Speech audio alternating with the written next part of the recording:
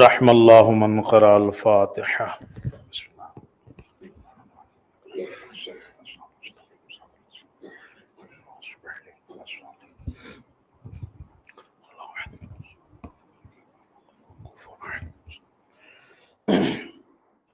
اعوذ باللہ من الشیطان الرجیم. بسم اللہ الرحمن الرحیم. الحمد للہ رب العالمین، الصلاۃ والسلام علی اشرف الانبیاء والمرسلین، سیدنا و نبینا و شفیع ذنوبنا بالقاسم محمد صلی اللہ علیہ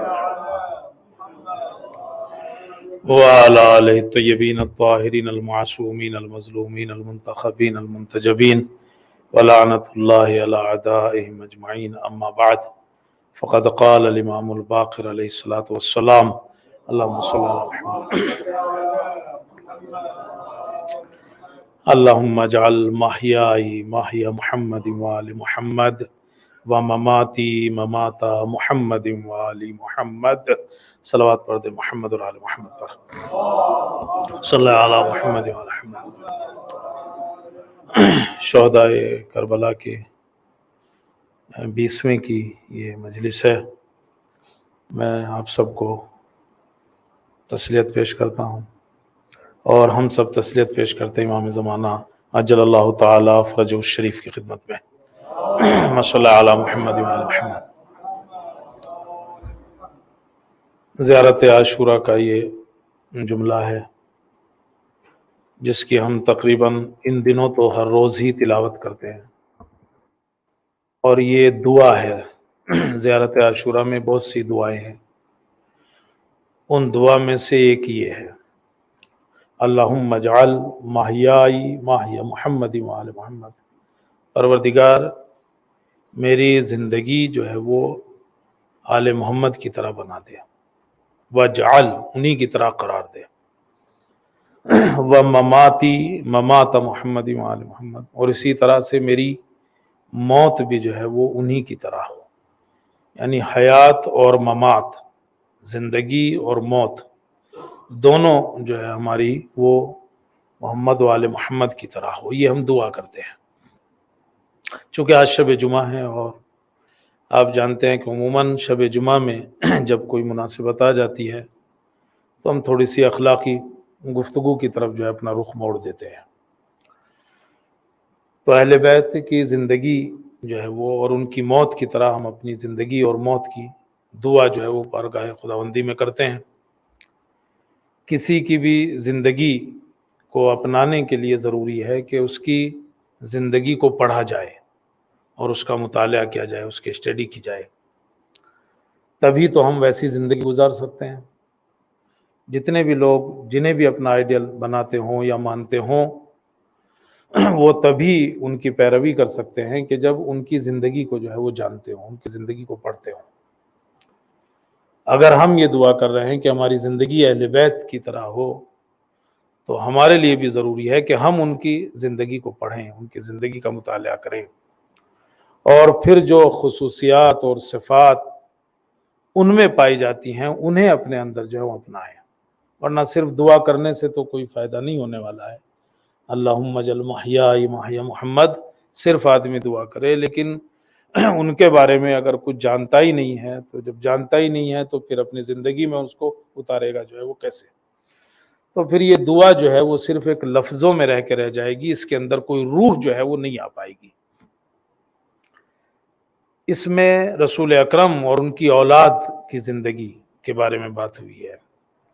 آپ کہو گے ہر ایک کی زندگی کیسے آدمی پڑھے؟ مثلا ویسے تو پڑھنی ہی چاہیے، لیکن ہر ایک کی زندگی، چونکہ 63 سال رسول اکرم کی عمر ہے، 63.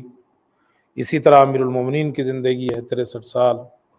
اسی طرح جو ہے امام حسن کی جو ہے وہ 52 یا 55 سال کے قریب. پھر جو ہے وہ 57 یا اس سے زیادہ جو ہے وہ امام حسین کی جو ہے وہ زندگی ہے. اور اگر اس طرح سے اگر آپ دیکھو 12 اماموں کے لیے تقریباً 256 ہجری میں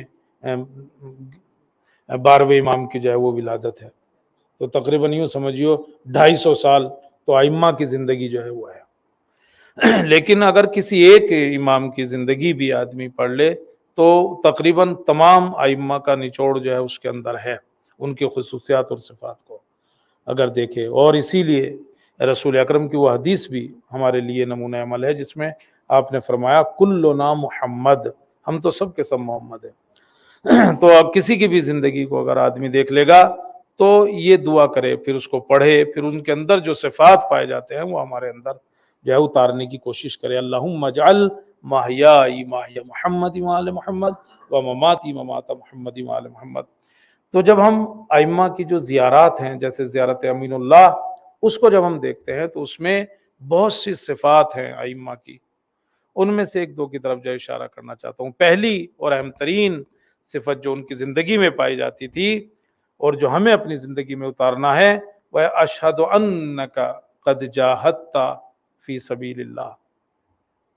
پہلی صفت جو ہم گواہی دیتے ہیں ان کے لیے اور ائمہ گواہی دیتے ہیں خود ائمہ کے لیے، وہ کیا ہے؟ اشہد انک، خود امام حسین کے لیے ملتا ہے قد جاہدت فی سبیل اللہ، کہ آپ نے راہ خدا میں جہاد کیا، اللہ کے لیے جہاد کیا. تو اہم ترین صفت جو ائمہ معصومین کی زندگی میں پائی جاتی ہے وہ تھا خلوص، کہ ان کا ہر کام جو ہے وہ اللہ کے لیے ہے.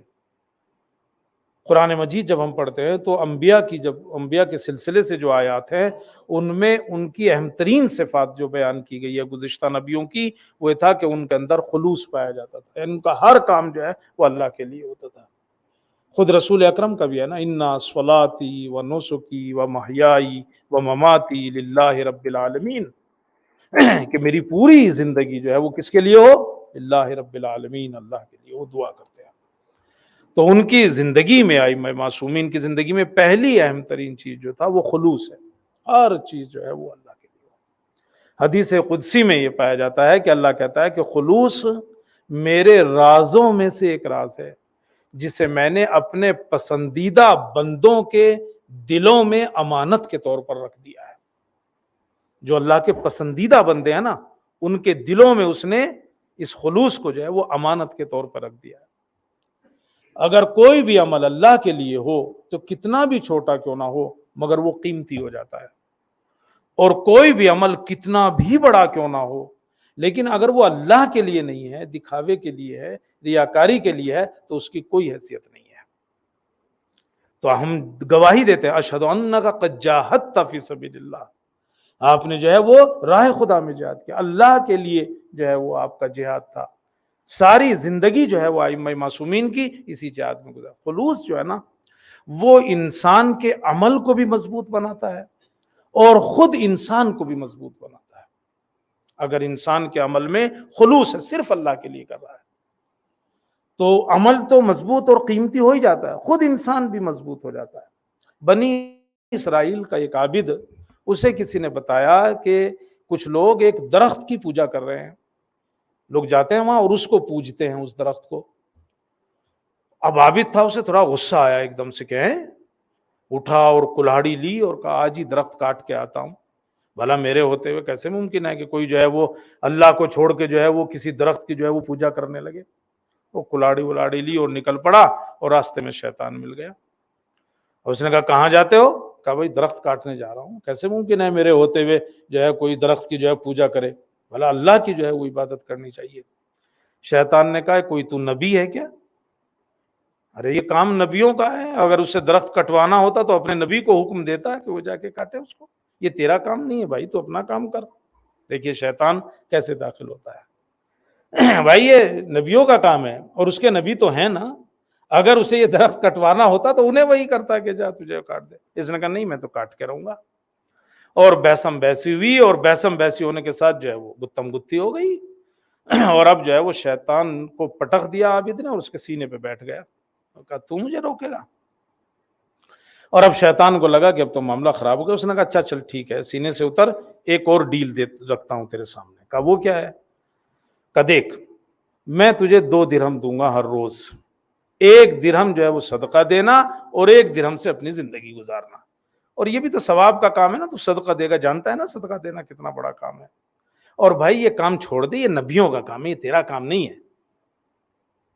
اور اب بہکا لیا. اور اب اس نے بھی سوچا ہاں یار میرا کام تھوڑا ہی ہے، یہ تو نبیوں کا کام ہے، میں کیوں خواہ جھنجٹ میں پڑوں. اور اس سے بڑھیا کیا ہوگا کہ میں اپنا صدقہ بھی دوں گا اور میرا گھر بھی چلے گا، خرچے بھی چلیں گے، اور واپس آ گیا۔ اور اب جو ہے وہ صبح کو اٹھا تو تکیے کے نیچے سے 2 درہم نکلے۔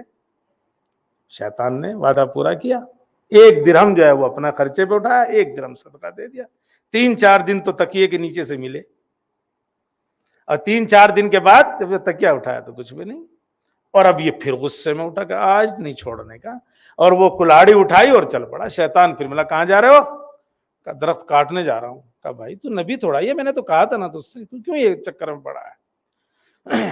کہنے لگا نہیں میں تو آج کاٹ کے رہوں گا، اور پھر گتم گتی ہوئی، اور اب جو ہے وہ شیطان اس کے اوپر مسلط ہو گیا، اور کہا اگر گیا نا تو تیرا سر اب میں کاٹ دوں گا۔ اس نے کہا اچھا مجھے چھوڑ میں نہیں جا رہا، مگر یہ بتا پہلی مرتبہ میں نے تجھے کیسے جو ہے وہ گرا لیا تھا، اور اس مرتبہ تو نے مجھے کیوں جو ہے وہ گرا لیا؟ اتنی کیسے طاقت آ گئی؟ پچھلی مرتبہ تو میں نے تجھے ڈھا دیا تھا، اور اس مرتبہ جو ہے تو میرے سینے کے اوپر بیٹھ گیا۔ اس نے کہا جاننا چاہتے ہو پہلی مرتبہ تم جب درخت کاٹنے گئے تھے نا تو تم خلوص کے ساتھ جا رہے تھے، صرف اللہ کے لیے کام کرنا چاہ رہے تھے، اور اس بار جب درخت کو کاٹنے جا رہے تھے نا تو اللہ کے لیے نہیں 2 درہم کے لیے جا رہے تھے، اور اس لیے اللہ نے جو ہے وہ اس بار تجھے مغلوب کر دیا۔ ہم دعا کیا کرتے ہیں؟ اللہم اجعل محیائی محیا محمد وآل محمد، ہماری زندگی ان کی زندگی کی طرح ہو جائے۔ ان کی زندگی میں اہم ترین چیز اشہد انک قد جاہدت فی سبیل اللہ، ان کی زندگی میں اہم ترین چیز خلوص تھا۔ خلوص عمل کو جو ہے وزنی بنا دیتا ہے۔ جتنا بھی عمل کو جو ہے وہ غیر اللہ کی خوشی سے دور رکھا جائے گا، اللہ کو خوش کرنے کے لیے کیا جائے، چھوٹا سے چھوٹا عمل، بڑے سے بڑا عمل، تبھی وہ وزنی ہو پائے گا، ورنہ وہ وزنی نہیں ہوتا۔ ملا حسن سبزواری وہ کچھ لوگوں کے ساتھ کسی بیمار کی عیادت کے لیے نکلے کہ چلتے ہیں بیمار کو دیکھنے جاتے ہیں۔ جب دروازے پہ پہنچے تو ملا سبزواری نے منہ موڑ لیا، واپس جانے لگے۔ تو لوگوں نے کہا کہ واہ یہ کون سی بات ہوئی، دروازے تک آ کے واپس کیوں ہو رہے ہیں؟ ابھی تو آئے ہیں چلو عیادت کرنے۔ کہا نہیں میں واپس جا رہا ہوں۔ کہا کیوں واپس جا رہا ہو؟ کہا اصل میں کیا ہوا، میں جب آ رہا تھا تو میرے دل میں خوشی سے محسوس ہوئی، اور ذہن میں یہ آیا کہ یہ دیکھ کے کہے گا کہ ملا سبزواری کتنے اچھے آدمی ہیں، میری عیادت کے لیے آئے۔ کہ میرے دماغ میں یہ آیا کہ یہ آدمی جب مجھے دیکھے گا تو کیا سوچے گا کہ ملا سبزواری کتنے اچھے آدمی ہیں جو میری عیادت کے لیے آئے، مجھے دیکھنے کے لیے آئے، مجھے پوچھنے کے لیے آئے۔ کہا بس میں واپس ہوتا ہوں، جب وہ پہلے والا خلوص میرے میں آ جائے گا نا تب آؤں گا۔ اس لیے کہ جب میں چلا تھا تو اس کو خوش کرنے کے لیے نہیں بلکہ اللہ کو خوش کرنے کے لیے چلا تھا، کہ میں اس کی عیادت اس لیے کرنے جا رہا ہوں کہ اللہ خوش ہو جائے۔ تو خلوص جو ہے نا وہ بہت ضروری، اور اس کا سمجھنا بھی بڑا ضروری ہے۔ اسے ریاکاری سے دور رکھنا مشکل بھی ہے۔ عمل کو ہم اور آپ جانتے ہیں، ہم بھی جاتے ہیں عیادت کے لیے، ہم بھی جاتے ہیں جو ہے وہ ایسے میں، لیکن کہیں نہ کہیں ذہن میں چلتا رہتا ہے، لوگ بھی کہیں گے کتنے اچھے لوگ ہیں، لوگ وہ بھی جہاں جا رہے ہیں وہ بھی سمجھے گا یار کتنے اچھے لوگ ہیں، ٹائم نکالا ہمارے پاس آئے، چلتا ہے ذہن میں آتا ہے۔ لیکن بہرحال کوشش تو کرنی چاہیے کہ وہ چیز جتنی بھی جو ہے وہ خالص ہو جائے، صرف اور صرف وہ عمل اگر اللہ کے لیے ہو جائے تو قیمتی ہے وہ، ورنہ پھر اس کی قیمت نہیں ہے۔ اسی لیے کہا گیا ہے، 5ویں امام نے ارشاد فرمایا ابقاء العمل اشد من العمل، عمل کا خالص باقی رہ جانا اشد من العمل، یہ عمل کرنے سے زیادہ سخت ہے۔ ہو سکتا ہے آدمی شروع میں خلوص سے کسی کام کو کر لے، لیکن پھر اس کا خلوص پہ باقی رہ جانا یہ بڑا سخت ہے۔ ابقاء العمل اشد من العمل، عمل سے زیادہ سخت ہو جاتا ہے۔ 5ویں امام کے پاس لوگ بیٹھے ہوئے تھے اور ایسے ہی بات نکل آئی عمل کی اور خلوص عمل کی، تو ہم مسکرائے۔ تو لوگوں نے پوچھا کیوں مسکرا رہے ہیں؟ آپ نے کہا عمل کا کرنا سخت ہے، عمل کا کرنا آسان ہے، عمل کا باقی رکھ لینا خلوص پہ سخت ہے۔ انہوں نے کہا کوئی مثال دیجئے، تو امام نے ایک مثال دی۔ آپ نے کہا کوئی آدمی کوئی نیک کام کرتا ہے، کوئی صدقہ دیتا ہے، اور کہا صدقہ دیتا ہے تو اللہ اس کے اعمال نامے میں جو لکھتا ہے وہ اس آدمی کا ثواب لکھتا ہے جس نے چھپ کر صدقہ دیا ہو، یعنی کسی کو دکھا وکھا کے نہیں، چھپ کے کوئی نیکی کی ہو، اس کا ثواب لکھا جاتا ہے۔ ظاہر سی بات ہے اس کا ثواب بھی بہت ہوتا ہے۔ جو آدمی مثلا اس طرح صدقہ دے کہ کسی کو پتہ بھی نہ چلے تو صاحب اس کا جو ہے ثواب زیادہ، تو اللہ اس کا ثواب لکھتا ہے۔ اور کہا پھر جب وہ کسی کو بتاتا ہے، اس نے صدقہ دیا تھا لیکن پھر جب وہ کسی کو بتاتا ہے کہ میں نے یہ نیک کام کیا ہے، صدقہ دیا ہے، تو اللہ پھر اس کا جو ثواب ہے وہ کم کر دیتا ہے اور اس میں دکھا کر صدقہ دینے والے کا ثواب لکھ دیتا ہے۔ یعنی وہاں جو ثواب تھا وہ کم ہو گیا، اب دوسری منزل کا ثواب آ گیا۔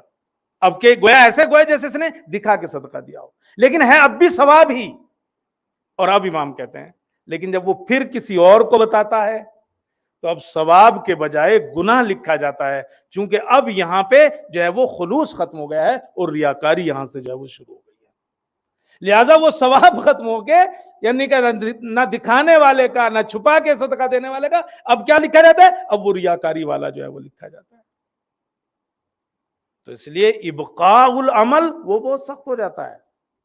ہم ہو سکتا ہے شروع میں ہم اسی طرح سے عمل انجام دیتے ہوں، اللہ کے لیے کرتے ہوں، لیکن آہستہ آہستہ وہ ممکن ہے ہم اسے اس کا ثواب جو ہے وہ کم کرتے کرتے پھر ثواب کی جگہ جو ہے وہ گناہ کی طرف جو ہے وہ آ جائے۔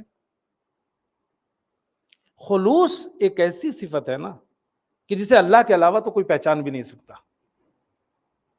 آپ کو نہیں پتا ابھی میرے من میں کیا چل رہا ہے، آپ کو نہیں پتا جب میں نماز پڑھتا ہوں میرے من میں کیا چلتا ہے، جب کوئی بھی نیک کام کرتے ہیں ہم لوگ تو کسی کو نہیں پتا چلتا ہمارے من میں کیا چل رہا ہے۔ ہو سکتا ہے نماز بھی بڑھیا طریقے سے پڑھ رہے ہوں مگر اللہ کے لیے نہ پڑھ رہا ہوں، کسی اور کو دکھانے کے لیے پڑھ رہا ہوں۔ ہو سکتا ہے ابھی جو میں مجلس پڑھ رہا ہوں ہو سکتا ہے اس میں نہ جانے میرے پیچھے کتنی چیزیں چل رہی ہوں اللہ کے لیے، مگر آپ کو کیا پتا۔ تو مگر بہت اہم بات یہ ہے کہ وہاں وہ پکڑ لے گا اس چیز کو، ہم تو نہیں پکڑ پائیں گے مگر وہ تو پکڑے گا۔ آقا برجردی بہت بزرگ عالم ہے، آقا برجردی حوزہ علمیہ قم جو ہے وہ انہوں نے اس کی بنیاد رکھی ہے، اور صاحب جو ایک بڑے مرجع گزرے ہیں آقا برجردی۔ بہرحال یہ وقت نہیں ہوتا ہے تشریح میں جانے کا، وہ بیٹھے ہوئے تھے، ان کے ساتھ ان کے کچھ ساتھی بیٹھے ہوئے تھے اور بات نکل پڑی ان کے کاموں کی کہ ارے آپ نے کیا کیا خدمتیں کی ہیں، آپ نے یہ چیز بنائی، یہ اسپتال بنایا، یہ صاحب جو ہے وہ آپ نے جو ہے وہ فلاں چیز بنائی، فلاں لوگ بیٹھے باتیں کر رہے تھے، وہ سن رہے تھے۔ مصطفیٰ خنساری نامی ایک آدمی جو وہیں بیٹھا ہوا تھا، اس نے وہ چپ بیٹھا ہوا تھا، تو آقا برجردی اس کی طرف متوجہ ہوئے۔ وہ کہتا ہے مصطفیٰ خنساری کہ آقا برجردی میری طرف متوجہ اور کہا تم کچھ کیوں نہیں بولتے، تم کیوں نہیں بولتے؟ کہا میں نے کہا کیا بولوں، اگر اجازت دو تو آپ کے جد کی ایک حدیث سناؤں، اگر اجازت دو تو آپ کے جد رسول اکرم کی ایک حدیث سنا دوں۔ تو آقا برجردی نے کہا ہاں سناؤ۔ کہ آپ کے جد نے ارشاد فرمایا ہے اخلص العمل، اپنے عمل کو خالص کر لو، فإن الناقد بصیر، اس لیے کہ جو حساب کتاب کرے گا نا وہی دیکھ رہا ہے، جو دیکھ رہا ہے وہی حساب کتاب کرنے والا ہے۔ اب آپ دیکھو کتنی اہم بات ہے کتنی حدیث میں کہ جو حساب کتاب تو اسے ہی کرنا ہے نا اور وہی دیکھ رہا ہے، تو ہمارے اور آپ کے دیکھنے سے کیا ہوگا؟ کوئی فائدہ نہیں، چونکہ حساب اسے کر رہا ہے اور وہی دیکھ رہا ہے، اسے پتا ہے یہ عمل کس کے لیے تھا، اس میں کتنا خلوص تھا کتنا نہیں تھا۔ کہتے ہیں کہ جیسے ہی آقا برجردی نے یہ جملہ سنا اور رونے لگے اور اس حدیث کو پھر سے پڑھا، اخلص العمل فإن الناقد بصیر، جو حساب کرنے والا ہے وہی دیکھ رہا ہے۔ اور کہتے ہیں اس کے بعد جب بھی آقا برجردی سے میرا آمنا سامنا ہوتا تھا تو ہمیشہ مجھے دیکھ کے یہی حدیث پڑھتے تھے کہ اپنے عمل کو خالص کر لو، اس لیے کہ جو حساب کر رہا ہے وہی ہمارے اعمال کو دیکھ رہا ہے۔ صلوات پڑھ دے محمد و آل محمد۔ تو ہماری دعا کیا ہے ہر روز؟ وَجْعَلْ مَحْيَاِي مَحْيَا محمد و آل محمد، ہماری زندگی ان کی زندگی کی طرح بنا دے، وَمَمَاتِي مَمَاتَ محمد و آل محمد، اور ہماری موت بھی کیسی ہو؟ ان کی طرح ہو۔ تو آخر ان کی زندگی کا مطالعہ تو کرنا پڑے گا، دیکھنا تو پڑے گا کہ ان کی زندگی میں وہ کون سی صفات ہے جو ہمیں اتارنی چاہیے اپنی زندگی میں، تاکہ یہ دعا جو ہے وہ لفظوں سے نکل کے عمل میں آ جائے۔ دوسری چیز جو زیارات میں ملتے ہیں، وَعَمِلْتَ بِكِتَابِهِ، دوسری چیز اہم کیا ہے ان کی زندگی میں؟ عَمِلْتَ بِكِتَابِ اللَّهِ، آپ نے کیا کیا؟ کتاب خدا پر عمل کیا. ائمہ کی زندگی آپ دیکھ لیں, یہ امام حسین کو مخصوص کر کے, عملت بکتاب اللہ, آپ نے اللہ کی کتاب کے اوپر عمل کیا, یعنی جو اس کے اندر جو احکامات ہیں انہیں جو ہے وہ بجا لائے. ہمیں دیکھنا ہوگا ہماری زندگی میں قرآن کہاں ہے, ہمیں دیکھنا ہوگا. کہتے ہیں نا زیارت عاشورہ کا اثر نہیں ہوتا. آپ نے 40 دن بتائی تھی, میں نے تو 80 پڑھ لی. وجل محیا محمد عملت بکتاب اللہ. ان کے ائمہ معصومین کی دوسری صفت یہ ہے وہ کتاب خدا پہ عمل. ہمارے یہاں کتاب خدا پہ عمل کتنا ہے ہماری زندگی میں؟ استخارے کے لیے, مسافر جا رہا ہو سر پہ رکھنے کے لیے, ہر چھٹے مہینے گرد و غبار جھاڑ کے پھر وہیں رکھ دینے کے لیے, 19, 21, 23 میں سر پہ رکھنے کے لیے. بہت بری تو نہیں لگ رہی, مگر اس سے آگے تو ہیں ہم. 19, 21, 23 میں آپ دیکھو ذرا کتنی بھیڑ ہوتی ہے, ملتا ہے کوئی جگہ ملتی ہے پیر رکھنے کی؟ مسافر جا رہا ہے سر پہ رکھ دو صاحب. بول صاحب استخارہ قرآن سے دیکھیے گا, تسبیح سے نہیں. عملت بکتاب اللہ, یہاں عمل کی بات ہو رہی ہے. تلاوت کا فائدہ ہے قرآن مجید کا, اس سے کسی کو انکار نہیں ہے. اگر صرف تلاوت بھی کر رہا فائدہ ہے, اس سے کوئی انکار نہیں کر سکتا. ایک بوڑھا شخص اپنے پوتے کے ساتھ, دادا اپنے پوتے کے ساتھ اپنے شامبے پہ رہتا تھا, کھیت پہ رہتا تھا.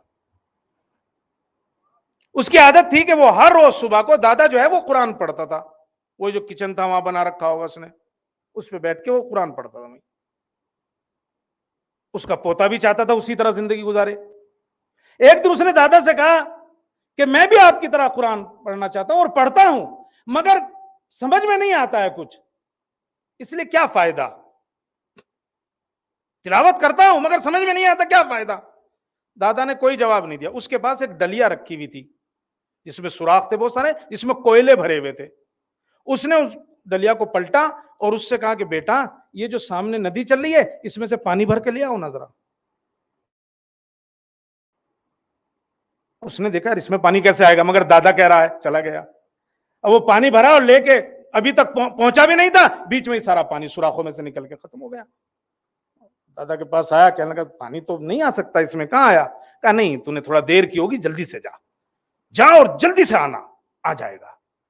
اب دادا کی بات تھی, اچھا پرانا دادا تھا نا اس لیے بات مان رہا تھا, اور پرانا پوتا تھا.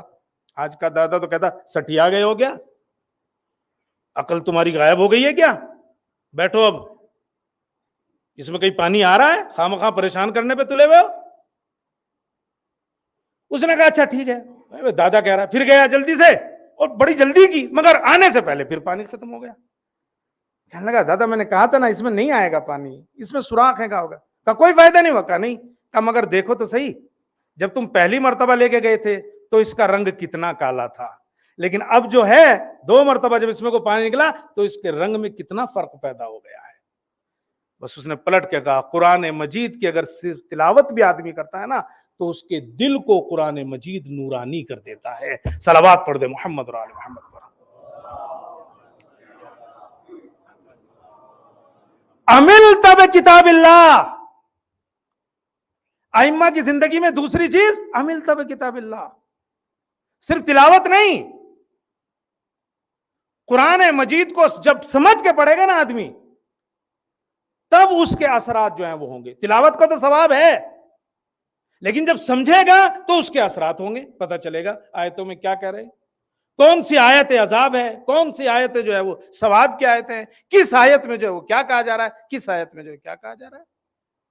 جناب سلمان فارسی لوہاروں کے بازار سے گزر رہے تھے, وہ جو لوہار یعنی کہ وہ جو لوہا وغیرہ پیٹ کے کچھ نہ کچھ بناتے رہتے ہیں, دیکھا ایک جگہ بہت ساری بھیڑ جمع ہے, لوگ دیکھ کے چلانے لگے سلمان فارسی کو, ادھر آ جائیے ادھر آ جائیے, ایک جوان بے ہوش ہو گیا ہے, آئیے ذرا دعا پڑھ دیجئے اس کے اوپر.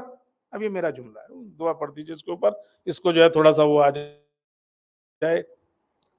اب وہ خیر جناب سلمان وہاں پہنچے، کیا ہوا؟ کہ پتہ نہیں دیوانہ ہے یا بیمار ہے۔ جناب سلمان اس کے پاس بیٹھے، اس نے آنکھیں کھول دی اور کہا نہ میں دیوانہ ہوں نہ میں بیمار ہوں۔ کا پھر گر کیوں گیا تھا بھائی؟ وہ کیا گیا تھا؟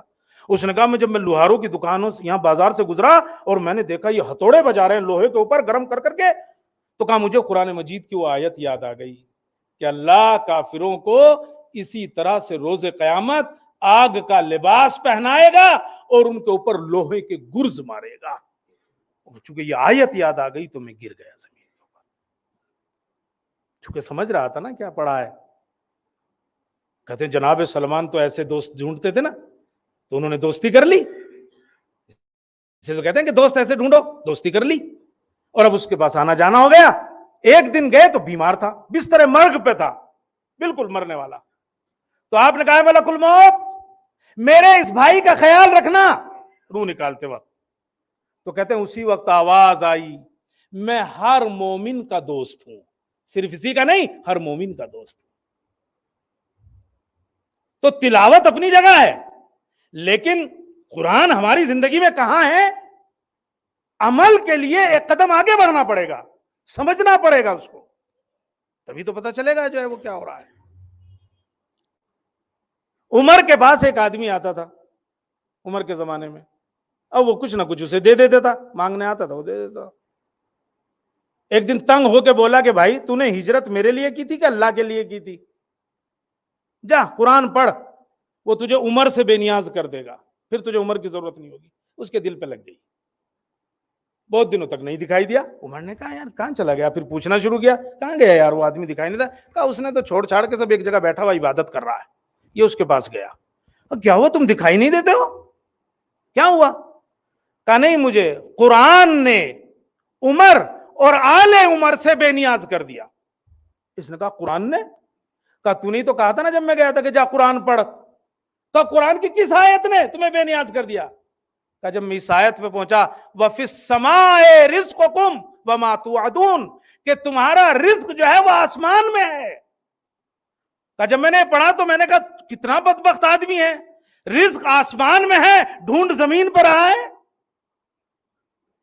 اور کہا اس کے بعد سے بس میں نے چھوڑ دیا، اب میں اللہ سے رزق جو ہے وہ طلب کرتا ہوں۔ تو عملت بکتاب اللہ، محمد و آل محمد کی زندگی میں دوسری اہم چیز کیا ہے؟ کتاب خدا۔ ہمیں دیکھنا ہے کہ ہماری زندگی میں کتاب خدا کہاں ہے، پھر مزہ آئے گا۔ اللہم جل محیایا محیا محمد و آل محمد و مماتی ممات محمد و آل محمد۔ مرنے کے بعد دو چار قرآن اگر پڑھوا دیے گئے تو ضروری نہیں کہ فائدہ پہنچے، یہ بھی ممکن ہے کہ الٹا عذاب ہو۔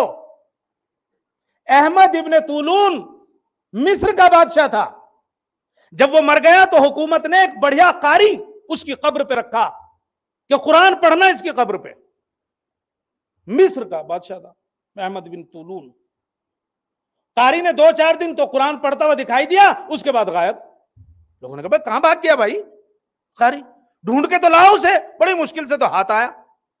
اس سے پوچھا بھائی تمہیں قرآن کیوں نہیں پڑھتے، بھاگ کیوں گئے؟ کہا نہیں صاحب مجھے نہیں پڑھنا، کسی اور سے پڑھوا لو۔ اس نے کہا کیا ہوا، پیسے کم ہیں کیا؟ اب ظاہر سی بات ہے سرکار پیچھے ہے، پیسے کم ہیں کیا؟ اور دے دیں گے، ڈبل کر دیں گے۔ کہا نہ مجھے ڈبل چاہیے نہ مجھے تبل چاہیے، مجھے قرآن نہیں پڑھنا۔ کہا وجہ تو بتاؤ ورنہ ہم تمہیں چھوڑیں گے نہیں۔ اس نے کہا کیا وجہ بتاؤں؟ ایک دن قرآن پڑھ رہا تھا، آواز آئی نیچے سے قرآن کس لیے پڑھ رہے ہو؟ کہا ثواب کے لیے۔ کہا مگر ثواب کہاں ملتا ہے؟ جب تم آیتیں پڑھتے ہو تو عذاب ہوتا ہے۔ کہا کیوں؟ کہا وہ یہ کہتے ہیں ان آیتوں پہ تم نے دنیا میں عمل کیوں نہیں کیا، کیوں ان آیتوں پہ عمل نہیں کیا؟ بڑے اچھے انداز میں پڑھیے، اقیم الصلاۃ، ساری تجوید اور قرات سب نکال دیجیے اس میں، اور نماز ایک دن نہ پڑھو۔ آتوا الزکات، مصر کا قاری بھی فیل ہو جائے نکالے نہیں، فائدہ کیا؟ تلاوت کا فائدہ تو ہوگا۔ عملت بکتاب اللہ، اہل بیت کی زندگی میں دوسری چیز کیا ہے؟ عملت بکتاب اللہ، وہ کتاب خدا پہ عمل کرتے۔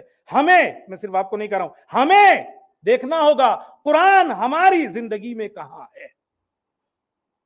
اور تیسری اور آخری بات، وَاتَّبَعْتَ سُنَنَ نَبِيِّهِ، अइम्मा की जिंदगी में तीसरी चीज कुरान के बाद रसूल की सुन्नत की पैरवी करना।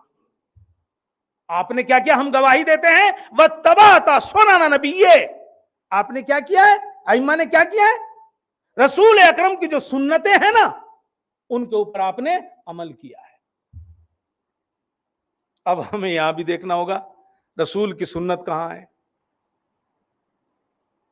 दाढ़ी तक है सिर्फ, ऊंचे पायजामे तक है सिर्फ, लंबे कुर्ते तक है सिर्फ। किस जगह खड़ा है मुसलमान? और मुसलमानों को तो छोड़ो, हम कहां खड़े हैं? वह तबाह था सुना नबी है। नबी की हर सुन्नत इत्तबा और पैरवी, लेकिन अहम तरीन सुन्नत जो रसूल अकरम की है वो है आपका खुश अखलाक होना। इन्नका लअला खुलकिन अज़ीम, ऐ मेरे रसूल, हमने आपको खुल्क़ अज़ीम पर पैदा किया है। ये रसूल अकरम की अहम तरीन सुन्नत है। कितनी पाई जाती है हमारे अंदर? खुश अखलाकी कितनी पाई जाती है हमारे अंदर? छोड़ दीजिए सारी बातें, अभी तो सुनाने नबी तो फिर एक पूरा मसला है, लेकिन एक अहम चीज जिसकी समाज को भी जरूरत है, जिसकी हमें भी जरूरत है, खुश अखलाकी, वो कितनी है हमारे अंदर? ये खुश अखलाकी, लोगों से अच्छा बर्ताव करना, ये अल्लाह को पसंद, रसूल को पसंद। बड़े बड़े गुनहगार छूट गए इसकी वजह से। वाकया मशहूर है ना कि रसूल अकरम ने सुबह की नमाज जमात से पढ़ी मस्जिद में, और फिर लोगों की तरफ मुंह कर लिया पीछे और कहा कि भाई अभी वही आई थी, और कहा है कि 3 काफिरों ने जो है वो लात उज़्ज़ा की कसम खाई है, और कसम खा के कहा कि मुझे कत्ल करना है, यानी रसूल को कत्ल करने के लिए वो निकल पड़े। मुझे कोई ऐसा आदमी चाहिए कि जो उन्हें मदीने आने से रोक दे। कौन तुम्हारा में से जाएगा? कोई ना बोला। जब कोई ना बोला तो आपने कहा अली नहीं है क्या मस्जिद में? जब कोई ना बोला, देखिए ये सलवात पढ़ने की जगह थी।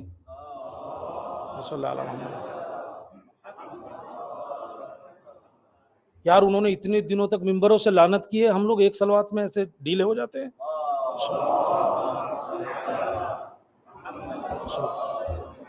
आपने कहा अली नहीं है? आमिर बिन क़तादा बैठे हुए थे, उन्होंने कहा नहीं अली बीमार हैं, रात बुखार हो गया था उन्हें, इसलिए शायद मस्जिद नहीं आए। इजाजत है मैं लेके आऊं? कहां जाओ? गए, इमाम अली को वाकया बताया। कहते हैं कि इमाम अली तेजी से निकले, ऐसा लग रहा था जैसे आजाद हो गए हो किसी चीज से। गले में जो है वो आपने चादर डाली, यानी अपना सीना और गर्दन जो है वो छुपाई। जल्दी से मस्जिद में आए, या रसूलुल्लाह क्या बात है? वही आई है, 3 लोगों ने कसम खाई है, रास्ते में है, कत्ल करना चाहते हैं, कर तो नहीं पाएंगे, मगर मैं चाहता हूं कि मदीने आने से पहले रुक जाए। कहा तो मैं जा रहा हूं ना, बस इतनी इजाजत दीजिए, लिबास पहनाऊं। कहा उस जाने की जरूरत नहीं है, मेरा लिबास ले लो। अपनी ज़ेरा, अपना अमामा, अपनी सवारी सवार कर दिया, का जाओ। 3 दिन हो गए, खबर नहीं आई। शहजादी घबरा गई, बच्चों का हाथ पकड़ के रसूल अकरम की खिदमत में आई। या रसूल अल्लाह, कहीं ऐसा तो नहीं है बच्चे यतीम हो गए हो? रसूल अकरम ने सुना, फौरन कहा कौन है जो खबर लाएगा अली की? जो भी खबर बशारत लाएगा उसके लिए जन्नत की जमानत लेता हूं। आमिर बिन क़तादा, दूसरे साहबा भागे, और साहब जो है वो आमिर बिन क़तादा ही आ गए। कहा अली तो आ रहे हैं। अमीरुल मोमिनीन के इस्तकबाल के लिए रसूल अकरम निकले, देखा एक हाथ में सर है, एक सर है, 2 आदमी जो असीर बनाए हुए हैं, और 3 ऊंट और 3 घोड़े लिए चले आ रहे हैं। आपने इस्तकबाल किया और कहा या अली, वाकया आप बताओगे या मैं बताऊं? और फिर कहा आप ही बताओ तो अच्छा है, मैं गवाही दूंगा कि क्या हुआ। अमीरुल मोमिनीन ने कहना शुरू किया, मैं निकला, जंगल की तरफ जा रहा था, रास्ते में ये 3 आदमी मिले। इन्होंने मुझसे पूछा कौन हो? कहा मैं अली इब्न अबी तालिब, रसूल अकरम का चचाजाद भाई हूं, मैं रसूल का चचाजाद भाई हूं। उन्होंने कहा हमें फर्क नहीं पड़ता, हम किसी रसूल को नहीं मानते, और हमें फर्क नहीं पड़ता तुम्हें कत्ल करें या रसूल को कत्ल करें। और कहा ये जिसका सर है ना मेरे हाथ में, ये मेरी तरफ बड़ा तलवार लेके। और कहा फिर एक जरदो बदल हुई तलवार में, और कहा फिर जो आंधी चली है, सिया आंधी चली, और कहा एक आवाज आई कि गर्दन पे वार करो, मैंने गर्दन पे वार किया। फिर दूसरी आवाज आई रान पे वार करो, मैंने रान पे वार किया, जमीन पे गिरा, मैंने सर काट लिया। इन 2 ने जब देखा, तलवारें छोड़ के मेरे पास आ गए और कहा हम तस्लीम होते हैं, इसलिए कि जिसे आपने कत्ल किया है वो 1000 पे भारी था, ہمارا کیا ہوگا؟ ہمیں رسول کے پاس لے چلو۔ رسول اکرم نے ارشاد فرمایا تم صحیح کہہ رہے ہو، پہلی آواز جبرائیل کی تھی، دوسری آواز میکائیل کی تھی، اور پھر آپ نے کہا یہ جو دو اسیر ہیں ان میں سے ایک کو لاؤ۔ بلایا گیا اور آپ نے اس سے پوچھا اسلام قبول کرو گے؟ اس نے کہا نہیں، اس سے اچھا تو میں پہاڑ سر پہ رکھ لوں، میرے بس کا نہیں ہے اسلام قبول کرنا۔ آپ نے کہا قتل کر دو، قتل کر دیا۔ دوسرے کو بلایا، اس نے بھی یہی کہا۔ امیر المومنین قتل کرنے کے لیے لے کے چلے، رسول اکرم نے کہا ٹھہرو، کیا ہوا؟ کہا اسے چھوڑ دو۔ کہا کیوں؟ کہا وہی آئی ہے، اس میں دو صفتیں ایسی ہیں جو اللہ اور اس کے رسول کو پسند ہے۔ کہا وہ کون سی صفت ہے؟ کہا پہلی صفت سخاوت ہے، پہلی صفت جو ہے اس کے اندر سخاوت ہے، اور دوسری جو ہے وہ شجاعت ہے، اور یہ جو ہے وہ ہمیشہ دوسروں کی جو ہے وہ مدد کرتا ہے۔ اور چونکہ یہ ساری صفت اس کے اندر پائی جاتی ہیں خوش اخلاقی سمیت، لہذا پروردگار عالم نے فیصلہ کیا ہے اسے آزاد کر دیا جائے۔ جب اسے پتا چلا کہ مجھے ان صفتوں کی وجہ سے چھوڑا گیا ہے تو اس نے رسول اکرم سے کہا اب مجھے کلمہ پڑھوا دیجئے۔ صلوات پڑھ دے محمد اور آل محمد۔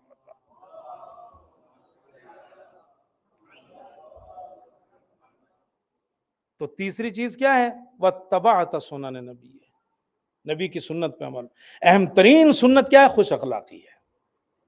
ہمیں اپنا خوش اخلاق اگر آدمی نہیں ہے نا، کچھ بھی چیز کام نہیں آئے گی۔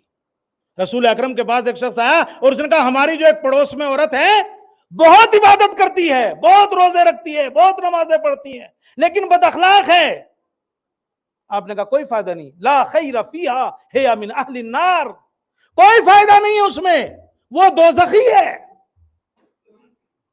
لا خیر فیہا ہی من اہل النار، وہ دوزخی ہے۔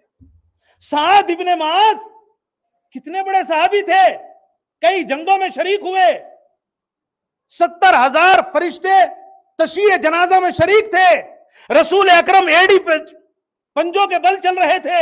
لوگوں نے پوچھا اس طرح کیوں چل رہے تھے؟ کہ اتنے فرشتے تھے، پاؤں رکھنے کی جگہ نہیں تھی، خود نے غسل و کفن دیا تھا، قبر میں اتارا تھا۔ یہ ساری چیزیں دیکھ کے ماں نے کہا تمہیں جنت مبارک ہو سعد۔ رسول اکرم نے کہا کیا کہتی ہو؟ ابھی وہ جنت کی بات چھوڑو، ابھی تو ان پہ فشار قبر ہو رہا ہے۔ لوگوں نے پوچھا فشار قبر؟ یہ ساری چیزیں ہم نے اپنی آنکھوں سے دیکھی ہیں اور آپ کہتے ہو فشار قبر ہو رہا ہے، کیوں؟ کہا وہ اپنے گھر میں بد اخلاق تھے۔ یہ ساری چیزیں کام نہیں آئیں گی اگر بد اخلاقی ہے۔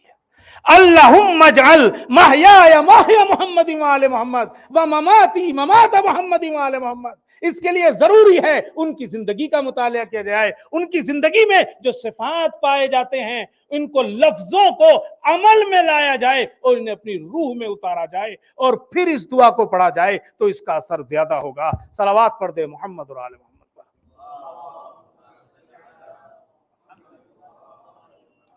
آج شب جمعہ تھی اور بہرحال ہم نے، آپ جانتے ہیں کہ ہم ہمیشہ شب جمعہ جب ہوتی ہے تو تھوڑا سا رخ موڑ دیتے ہیں۔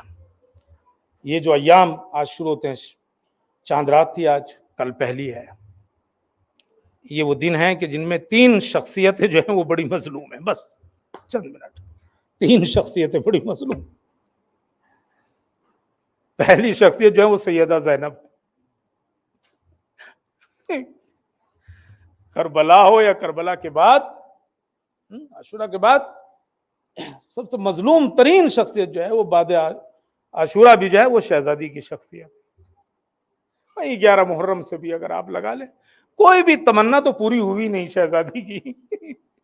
شہزادی کی تمنا تھی بھائی کا لاشا پامال نہ ہوا۔ شہزادی کی تمنا تھی بھائی کا لاشا دفن ہو، دفن نہیں ہوا۔ شہزادی بڑی مظلوم شخصیت ہے، اور ان دنوں میں شہزادی کا جو ہے وہ کردار جو ہے وہ سمجھ میں آتا ہے۔ سردار قافلہ جو ہے نا سید سجاد، ان کی بھی اگر محافظ ہیں تو شہزادی زینب ہے۔ بچوں اور عورتوں کو تو چھوڑیے، قافلہ سالار امام سجاد کی بھی اگر کوئی دیکھ بھال کر رہی ہے تو وہ شہزادی ہے۔ اور بچوں کی بھی دیکھ بھال کیسے کرتے ہیں؟ شہزادی نے کبھی بھی بیٹھ کے نماز نہیں پڑھی. ایک بار جب بیٹھ کے نماز پڑھ رہی تھی تو امام سجاد نے کہا تھا پھوپھی جان کیا ہو گیا, آپ بیٹھ کے نماز پڑھ رہی ہیں؟ تو آپ نے پلٹ کے کہا تھا بیٹا جو کھانا پانی آتا ہے نا وہ بہت کم ہوتا ہے, میں اپنے حصے کا جو ہے وہ کھانا بھی جو ہے وہ بچوں کو دے دیتی ہوں, اور ہم میرے بدن کے اندر وہ طاقت نہیں رہی ہے. اللہ اکبر. تو شہزادی نے سب کی دیکھ بھال کی ہے, مظلوم ترین شخصیت جو ہے وہ شہزادی ہے, اور کس طریقے سے ہے کہ ننگے سر ہے. اللہ اکبر. اور دوسری مظلوم شخصیت جو ہے وہ شہزادی سکینہ ہے.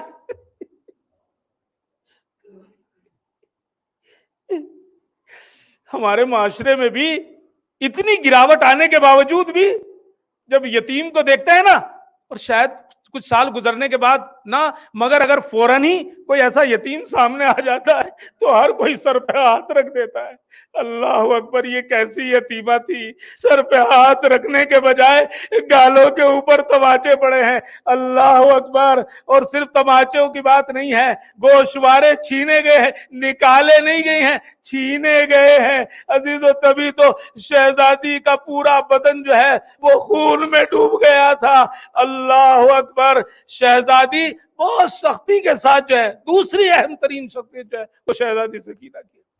نہیں پتا کب کھانا پانی ملا, کب ایسا موقع آیا کہ جتنی ضرورت تھی اتنا پانی ملا ہو. ہاں اس کے برعکس تو دیکھا گیا کہ یزید کے چمچے اور یہ جو لوگ لے کے جا رہے تھے قافلوں کو, ایک ایسے موقع آتا تھا کہ پانی پلاتے تھے مگر انہیں نہیں دیتے تھے. اللہ اکبر. وہ واقعہ ہے نا کہ ایک مرتبہ شمر جو ہے وہ پانی پلا رہا تھا, آپ نے شہزادی سے کہا پھوپھی جان اجازت دیجئے میں جا کے شمر سے پانی مانگ لوں. اللہ اکبر. شہزادی نے اجازت دی, شمر جو ہے اپنے فوجیوں کو پانی پلا رہا ہے, شہزادی سکینہ پیچھے پیچھے جا رہی ہے. آپ نے سوچا شاید جب سب کو پانی پلا لے گا تو مجھے پانی دے گا, مگر روایت کہتی ہے شمر جب سب کو پانی پلا چکا سارا پانی زمین پر اڈیل دیا. اللہ اکبر. تو عزیزو دوسری اہم شخصیت شہزادی سکینہ کی ہے. تیسری اہم شخصیت سید سجاد کی ہے. ہاتھوں میں ہتھکڑی ہے, پاؤں میں بیڑی ہے, گلے میں توق خاردار ہے. اللہ اکبر. عزیزو یہ توق خاردار یعنی کہ جس میں خود کانٹے تھے, یہ گلے میں چبھتا تھا. ایک روایت آج میرے سامنے سے گزری, میرا دل دہل گیا. روایت کہتی ہے امام نے ایک جگہ کچھ کپڑا مانگا, جب کپڑا لایا گیا تو کہتے ہیں کہ امام نے اپنی گردن اور توق کے درمیان میں رکھا. کسی نے پوچھا آقا ایسا کیوں کیا؟ کہا کیا کروں, ارے جب گرمی ہوتی ہے اور یہ توق اتنا گرم ہو جاتا ہے میرے گردن کی کھال گلنے لگتی ہے. اللہ اکبر. اجرکم اللہ. تیسری اہم مظلوم ترین شخص سید سجاد کی. ارے کچھ بھی ہوتا تھا شمر امام کے پاس پہنچتا تھا, درے مارتا تھا. ایک مرتبہ جس نیزے کے اوپر امام حسین کا سر تھا, جب وہ آگے نہیں بڑھ رہا تھا شمر امام سجاد کے پاس آیا, تازیانے مارنا شروع کیے, بتاؤ تمہارے بابا کا سر آگے کیوں نہیں بڑھتا؟ امام نے سر کی طرف دیکھے, بابا اب اتنی طاقت نہیں ہے تازیانوں کو سہ سکوں, بتائیے آگے کیوں نہیں بڑھتے؟ بیٹا سید سجاد کیسے آگے بڑھوں, میری بیٹی سکینہ اونٹ سے گر گئی ہے. شہزادی زینب چلی, دیکھا کوئی بی بی ہے جس کی آغوش میں سکینہ ہے اور سو گئی ہے. ایک مرتبہ آپ نے کہا اے بی بی آپ کون ہیں؟ ارے کربلا سے اب تک تو کسی نے ہم پر کوئی رحم نہ کھایا, اور آپ کی گود کیسی گود ہے؟ ارے یہ بچی وہ ہے جسے ماں کی آغوش میں بھی نیند نہیں آتی تھی, باپ کے سینے پہ نیند آتی تھی. آپ کون ہیں؟ آپ کی آغوش میں یہ بچی سو گئی. ایک مرتبہ آواز آئی, زینب پہچانا نہیں, میں تمہاری ماں فاطمہ ہوں. ارے یہ وہی آغوش ہے جس میں حسین سویا کرتے تھے. انا للہ و انا الیہ. رضم بقضائه وتسلیما لامره ماتم حسین.